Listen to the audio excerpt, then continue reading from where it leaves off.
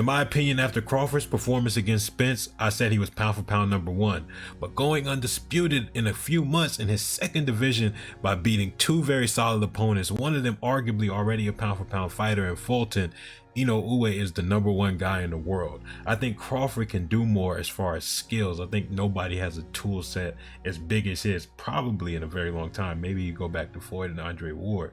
But Inoue is constantly washing entire divisions with relative ease, because this was his hardest fight in years, but he won every round. Although this fight had some very entertaining moments, it was one of his most fun fights too. I do have some criticisms for my favorite boxer. Inoue is similar to Crawford in the sense that when they box cautiously and are responsible, they're almost impossible to beat. But both of them also have a tendency to brawl and get a little bit reckless in the attempt to hurt their opponents, which, like I always say, that's something I appreciate, and that's something I always, favor, because they're taking risks to put on a great performance and get the knockout. They're willing to sacrifice safety for entertainment value and for the value of having a better performance. So yeah, but that can lead to defensive issues, some of which we saw in exchanges in this fight. When Inoue was exchanging with the policy, he was getting caught with some shots that you normally don't see him take. And I also think, keep in mind, Tapales was a very tough opponent, not just durability wise. He was taking some big shots.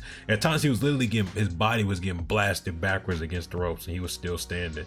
But he was also a tricky southpaw. His right hook and that jab, that lead hand, was giving Inoue some problems as well. So and he was very hard. Tapales was kind of hard to hit too. He was a tough opponent, and he showed me Inoue could run into some problems in the future.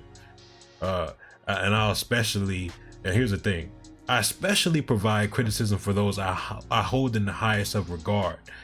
And not only is the Monster my favorite fighter, but I think he's arguably the best fighter in the world. So of course you're going to hear me criticize him, because if someone's the best, they should always be able to do better. We'll talk more about this later in the full analysis. Well, it's not going to be that much of an analysis because I've already done so much on Inoue. But like, subscribe, tell me your thoughts. Fights and Science, Immortality Serum out.